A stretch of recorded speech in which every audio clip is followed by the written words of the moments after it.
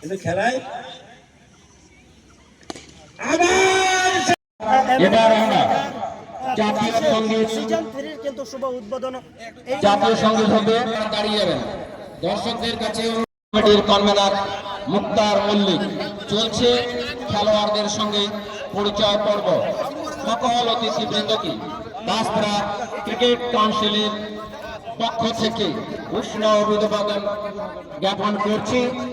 আপনাদের এই মহান সময় এই মাঠে এসে টুর্নামেন্ট কমিটিকে তথা অংশগ্রহণ আপনাদের উৎসাহ উদ্যম দেখেই কিন্তু আগামী দিনে অত্র এলাকার খেলাধুলার মান আরো বাড়বে এবং খেলোয়াড়রা উৎসাহিত হবে।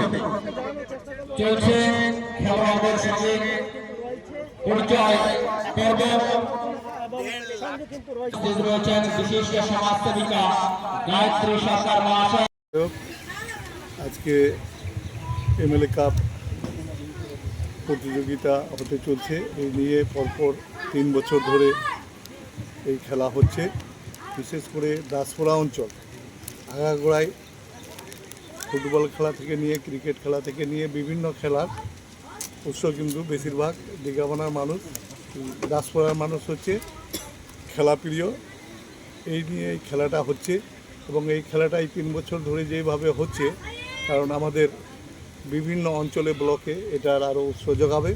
কারণ খেলার মান অনেকটাই হারাই গেছিল। আমাদের মাননীয় মুখ্যমন্ত্রী মমতা ব্যানার্জি এই খেলাধুলার মানকে, শিল্পীদের মানকে এবং আমাদের কন্যাশ্রীর মানকে, মেয়েদের এই মানগুলো লুপ্ত হয়ে গেছিলো। আমাদের মাননীয় মুখ্যমন্ত্রী এদেরকে উৎসাহ যোগায়ে ক্লাবের টাকা থেকে, কন্যাশ্রীর টাকা থেকে, সবুজ সাথী সাইকেল থেকে বিভিন্ন ধরনের উৎসাহ যোগায়ে এলাকায় যেগুলো লুপ্ত হয়ে গিয়েছিল খেলাধুলা থেকে বাকি মেয়ে ছেলেদের লেখাপড়া পর্যন্ত এবং বাড়ির মা বোনদের লক্ষ্মীর ভাণ্ডার থেকে নিয়ে যা যাবতীয় এইগুলো উৎসাহ যোগায়ে আজকে সবটাকে উজ্জ্বল ভূমিকা করছে পশ্চিম বাংলার মধ্যে। বিশেষ করে দাসপুরা অঞ্চল থেকে এই খেলাটা প্রতি বছরের ন্যায় হওয়াতে এটা আরও আমাদের এলাকার খেলাধুলার মান উজ্জ্বল করছে।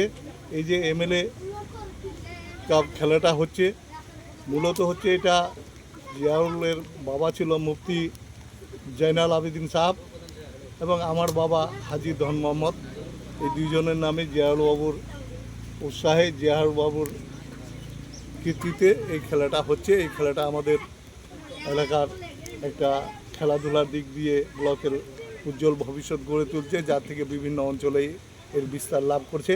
আগামী দিন যা থেকে ভালোভাবে হয় এবং খেলাটা যা থেকে শান্তিপূর্ণভাবে সমাপ্ত হয়, এটাই এখানকার ভলেন্টিয়ার বা জিয়াউল বাবুকে বা এখানকার প্রধান সাহেব রয়েছেন বা এখানটায় মঞ্চে আরও বিভিন্ন বৈশিষ্ট্য গণ্যমান্য ভাই বন্ধুরা রয়েছেন, সবাইকেই অনুরোধ করব যা থেকে খেলাটা প্রতি বছরের ন্যায় এই বছরও শান্তিভাবে যা থেকে পার হয়, এটুকুই আশা রেখে আমার সংক্ষিপ্ত।